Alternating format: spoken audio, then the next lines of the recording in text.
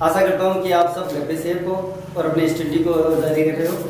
तो पिछले वीडियो में हमने देखा था कि किस प्रकार से स्टेमन जो है, जो मेल मतलब सेक्स ऑर्गन है प्लांट के अंदर, तो उसमें किस प्रकार से स्पोरोजेनेसिस की क्रिया होती है और स्पोरेंजियम का डेवलपमेंट किस प्रकार से हुआ। तो देखो अपन ने थोड़ा देखा था कि ये जो स्टेमन है, इसके अंदर अगर हम काटे तो हमने देखा था कि इसके अंदर माइक्रोस्पोर बने थे जो मियोसिस की क्रिया से बने थे, और जो इसके अंदर फर्टाइल टिश्यू था जिसको हम स्पोरोजेनस टिश्यू कह रहे थे, उस स्पोरोजेनस टिश्यू से जो स्पोर मदर सेल बनी थी, स्पोर मदर सेल में मियोसिस के द्वारा माइक्रोस्पोर या परागकण बने थे। तो मैंने आपको वहां पर ये बताया था कि ये जो माइक्रोस्पोर या परागकण है, ये मेल गेमेटोफाइट की फर्स्ट सेल्स होती है, यानी ये मेल गेमेटोफाइट की प्रथम कोशिका है, और यहीं से जो गेमेटोफाइट पीढ़ी या हम कहें कि प्लांट की सेकंड जनरेशन जो शुरू हो जाती है। तो आज हम पढ़ेंगे कि इस मेल गेमेटोफाइट की संरचना क्या होती है और मेल गेमेटोफाइट क्या है। तो देखो, तो आज का अपना टॉपिक है मेल गेमेटोफाइट।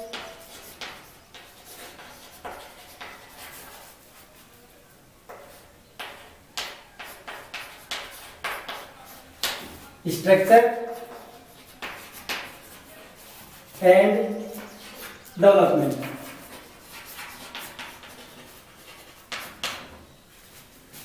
तो ध्यान दो कि स्पोर मदर सेल जो है वो 2n है, और उसमें मियोसिस के द्वारा स्पोर बनते हैं, जिनको माइक्रोस्पोर कहेंगे हम, और यही माइक्रोस्पोर जो है वो नर युग्मकोद्भिद की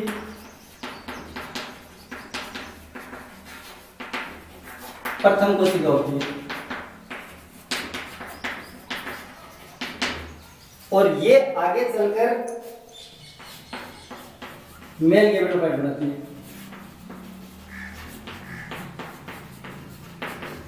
तो कहने वाला इसमें क्या होगा, अंकुरण।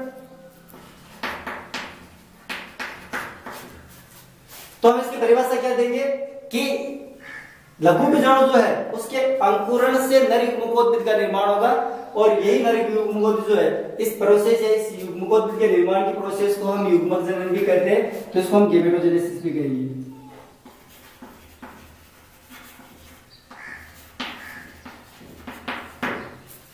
तो किस प्रकार से मेल गेमेटोफाइट बनता है इसके बारे में हम थोड़ा डिटेल से पढ़ेंगे। तो अपना अगला टॉपिक रहेगा मेल गेमेटोफाइट स्ट्रक्चर, यानी नर युग्मकोद्भिद की संरचना।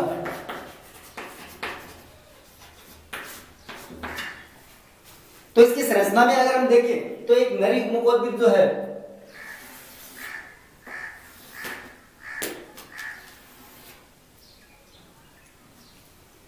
इसकी संरचना में ये दो आवरण से घिरी हुई संरचना होती है, जिसमें इसके बाहरी आवरण को हम बाएंचोल या एक्जाइन कहेंगे, और अंदर जो इसके एक और झिल्ली होती है जिसको हम कहेंगे एंटाइन या अंतःचोल, उसको कहेंगे बाएंचोल।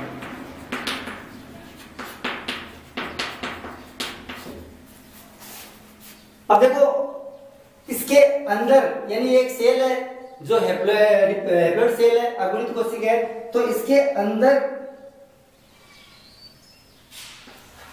एक अगुणित केंद्रक होगा जिसको हम कहेंगे न्यूक्लियस या अगुणित केंद्र। ये हैप्लॉइड न्यूक्लियस होता है, और इसके अलावा इसका जीवद्रव्य है, और धीरे धीरे अगर आप देखते हो तो माइक्रोस्पोर से जैसे मेल गेमेटोफाइट डेवलप होता है, तो इस दौरान इसके अंदर जो है छोटे छोटे वैक्यूल्स डेवलप होना शुरू हो जाती है, जिनको रिक्तिका या वैक्यूल्स कहते हैं।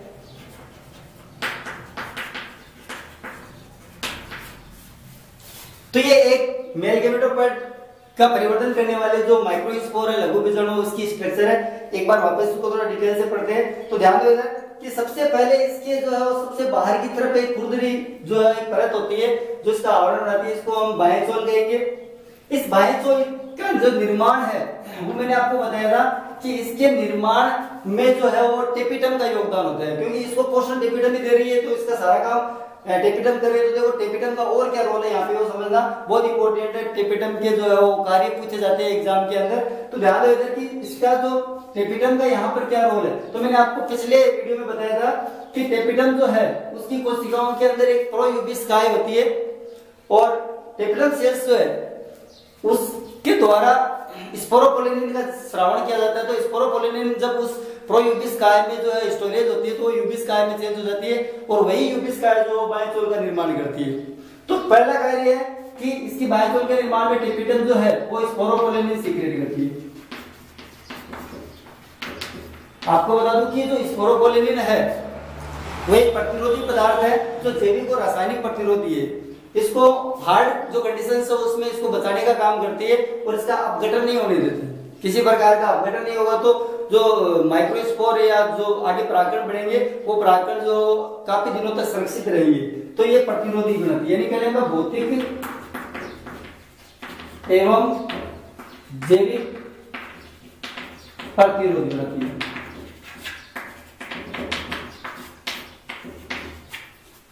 ये बायोचोल का कार्य हो गया पहला। तो यहाँ पर इसका जो श्रावण वो कौन कर रही है? टेपिटम। तो टेपिटम का एक और कार्य सामने आ गया, पोषण के अलावा बायोचोल का निर्माण करती है और इसको प्रतिरोधी बनाती है।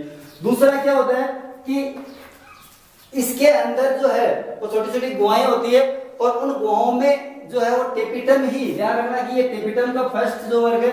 सेकेंड वर्ग क्या होता है कि टेपिटम कुछ प्रोटीन सीक्रेट करती है और ये प्रोटीन जो कई प्रकार के कार्य करते हैं। जैसे सबसे पहले बात करूं मैं कि इस प्रोटीन के द्वारा जो है वो कुछ मतलब एक तरीके का ये एंजाइम है, प्रोटीन जो एंजाइम होती है तो प्रोटीन के द्वारा जो है वो ये प्रोटीन यहाँ गुहाओं में भर जाते हैं और जब ये नमी में आता है तो नमी में आने पर वो प्रोटीन बाहर निकलती है और हमारे में एनर्जी उत्पन्न करती है। तो कई बार हम जब किसी खूबसूरत फूल को सूंघते हैं तो कईयों में जो एनर्जी होती है, जो छींकें आती है वो इसी प्रोटीन के कारण आती है, तो एक एनर्जी उत्पन्न करने का भी काम करती है। इसी में यही प्रोटीन जो है, इस प्रोटीन का दूसरा कार्य क्या होगा कि ये परागकण जब बढ़ेगा तो परागकण बढ़ के और ये इस तरीके से बढ़ जाएगा, अर्थात जो कार्पल है, कार्पल की जो वर्तिकाग्र है ऊपर उस तक पहुंचेगा और वहां पहुंचने के बाद में ये पराग स्त्री केसर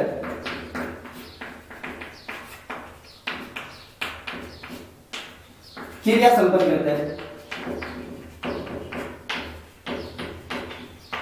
पराग स्त्री केसर का मैं आपको थोड़ा सा बता दूं, यहाँ पे आगे डिटेल से पढ़ेंगे हम। तो पराग स्त्री केसर का मतलब है कि एक जाति विशेष का परागकण ही वर्तिकाग्र पर जो अंकुरित हो पाता है। तो उनके बीच में जो प्रोटीन्स होती है उन प्रोटीन्स की वजह से कुछ क्रियाएं होती है जिससे जो है ये वहां अंकुरित होकर और वर्तिका के अंदर प्रवेश करके और वहां पर हमारे ह्यूमन तक पहुंचेगा। तो दो कार्य ये हो गए। तीसरा क्या होता है कि इसके बाहर जो बायोचोल है, इस बायोचोल के ऊपर एक वसा की लेयरिंग होती है जिसको हम कहते हैं पोलन कीट। क्या कहते हैं?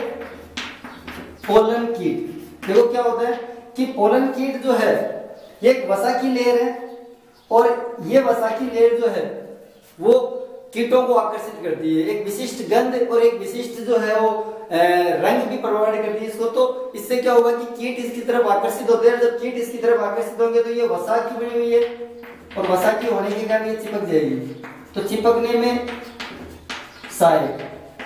तो आप सपोज करो कि मान लो कोई फूल के ऊपर जो है वो कीट आके बैठ रहा है और जब वो कीट वहां आके बैठेगा तो वहां उसके परागकण जो उसके चारों तरफ पोलन कीट है, वसा की लेयर है, तो उस वसा की लेयर में जो विशिष्ट गंध है उसकी वजह से कीट इसकी तरफ आ रहा है और कीट के आने के बाद में उस कीट के जो अंग है उन अंगों के साथ में जो है वो ये परागकण चिपक जाएंगे। जब वो कीट दूसरे फ्लोर पे जाके बैठेगा तो वहां पर उन परागकणों को पहुंचा देगा, कहने का मतलब कि पॉलिनेशन में सहायक है। तो ये तीन जो है वो विशिष्ट कार्य है ये टेपिटम के द्वारा ही होते हैं, यानी ये पोलन कीट का जो निर्माण है वो भी टेपिटम करती है। इसके अलावा ये भी मतलब जो प्रोटीन है सीक्रेट करती है वो भी प्रोटीन मतलब जो है वो टेपिटम करती है। इसके अलावा स्पोरोपोलिनिन जो है वो जो सीक्रेट किया जाता है वो भी टेपिटम के द्वारा किया जाता है। तो ये बाह्यचोल होगी। अब यहाँ एक चीज को समझना कि इस बाह्यचोल के ऊपर लगभग 2 से 3 छोटे छोटे छिद्र पाए जाते हैं जिनको जर्म पोर कहते हैं। क्या कहते हैं? जर्म पोर। ये जर्म पोर ही वो स्थान है जहां से परागकणों का अंकुरण होता है, क्योंकि हार्ड है बाहर लेयर, तो अंदर जो है वो परागनलिका जब बनेगी तो परागनलिका के बाहर निकलने के लिए कुछ रास्ता चाहिए, वो रास्ता जो जर्म पोर है वो प्रोवाइड करवाता है, और यहीं से जो परागनलिका जो है पोलन ट्यूब वो बाहर निकलती है और परागकणों का अंकुरण होता है। तो ये तो हो गई बाएं छोर की बात, जो मुझे लगता है कि आपको एब्सोल्युटली क्लियर हो चुकी है। अब देखो इसके अंदर जो है वो एक और लेयर होती है जिसको मैंने कहा था इंटाइन, या हमने कहा था कि अंतःचोल। अब आपको बता दूं कि ये जो अंतःचोल है वो इसका जो निर्माण है ये किसकी बनी होती है, तो ये होती है सेल्यूलोज और टेक्टिन।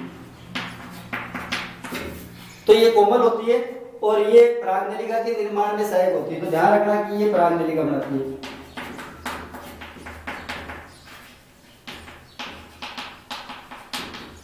यानी आगे चल के यही परागनलिका का निर्माण करेगी। तो यहां तक की बात हो गई। अब हम बात करें इसका जो द्विध्रुवीय है प्रोटोप्लाज्म जो गाढ़ा होता है, और गाढ़े प्रोटोप्लाज्म में थोड़े थोड़े वैक्यूल्स बनना शुरू हो जाते हैं और अंदर एक अगुणित केंद्रक होता है। तो ये इस तरीके से जो पूरी एक संरचना है जो माइक्रोस्पोर की है, और यही माइक्रोस्पोर जो आगे चल के मेल गेमेटोफाइट के रूप में चेंज होने वाला है। तो अब हम पढ़ेंगे मेल गेमेटोफाइट का परिवर्तन। तो इतनी बातें जो है वो मुझे लगता है आपको समझ में आ गई। अगर किसी प्रकार का डाउट हो तो कमेंट में बताइए। तो अब देखो मेल गेमेटोफाइट का डेवलपमेंट किस प्रकार से होता है। तो मेल गेमेटोफाइट या नर युग्मकोद्भिद का जो डेवलपमेंट है वो दो प्रकार से होता है। तो ध्यान दो इधर क्या क्या होता है इसमें। तो पहला जो प्रकार इसका वो है परागण पूर्व, और दूसरा जो है वो पश्च परागण। तो परागण तो आप जानते हो कि परागकणों का पुंकेसर से निकल के स्त्री केसर तक पहुंचना परागण कहलाता है।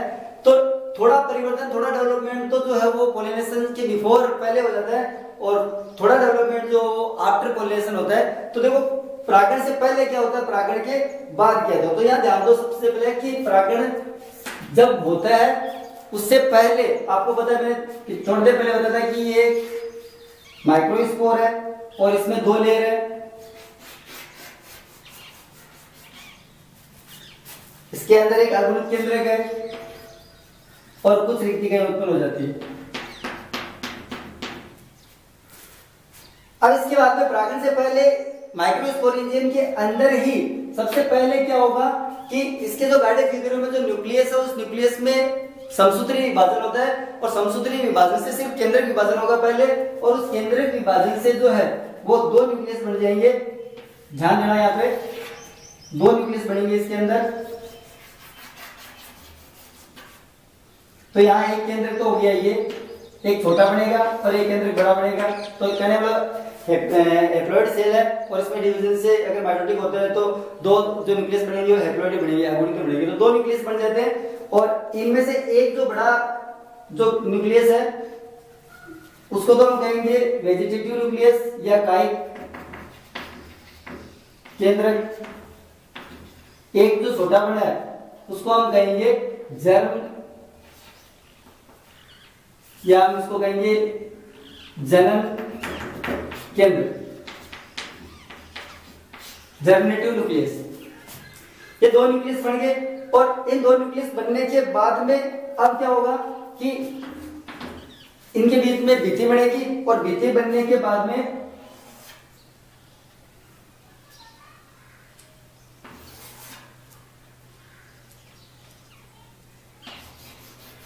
दो कोशिकाएं बन जाएगी अंदर।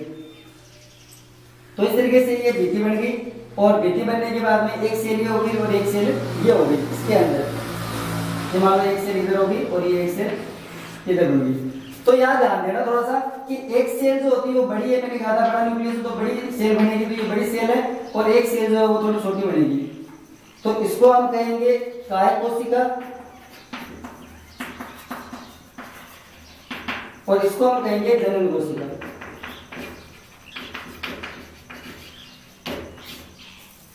थोड़ा सा इनके बारे में बताता हूं कि काय कोशिका बड़ी है, और जब काय कोशिका बड़ी है तो इसके अंदर प्रोटोप्लाज्म भी ज्यादा होगा, और जब प्रोटोप्लाज्म ज्यादा है तो इसके अंदर आरएनए वगैरह और एंजाइम वगैरह ज्यादा होंगे, और इस सेल्स के अंदर जो है अब क्या होगा कि धीरे धीरे जो है वो सेल ऑर्गन्स जो होते हैं वो डेवलप होने लग जाते हैं।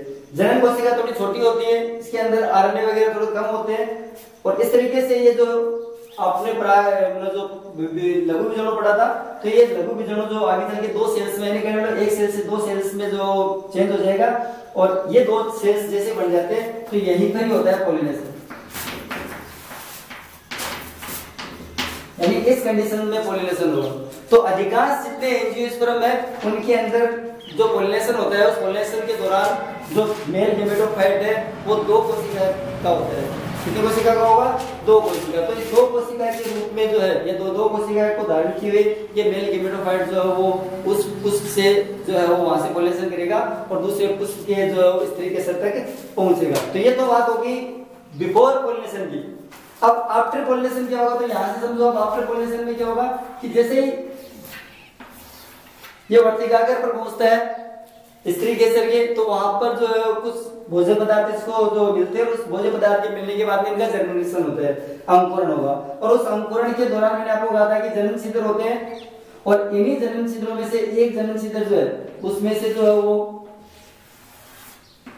परागनलिका के रूप में जो इसकी इंटाइन है जिसको अपन अंतःचोल कहते हैं, वो अंतःचोल जो परागनलिका के रूप में बाहर निकलेगी। तो कहने वाला परागनलिका पोलन ट्यूब का निर्माण हो जाता है। और मैंने आपको कहा था कि यहाँ 2 केंद्रक होते हैं या फिर 2 सेल्स होती है, तो अगली सेल जो है ये है आगे चल रही है वो काय कोशिका हो गई, तो इसका केंद्रक हो गई, और इसके पीछे पीछे जो है वो जनन कोशिका चलेगी। यहाँ जो है जनन कोशिका तर्कु रूपी थोड़ी पतली कर्मी रूपी हो जाती है, और कर्मी रूपी होकर और यहाँ पहुंचती है पोलन ट्यूब में। जैसे ये पोलन ट्यूब में पहुंचती है तो यहाँ पर दूसरा माइटोटिक होगा, दूसरा समसूत्री विभाजन होगा, और यहाँ दूसरे समसूत्री विभाजन से क्या होगा कि ये 1 से 2 सेल में चेंज हो जाएगी, और इनको हम कहेंगे नर युग्मक।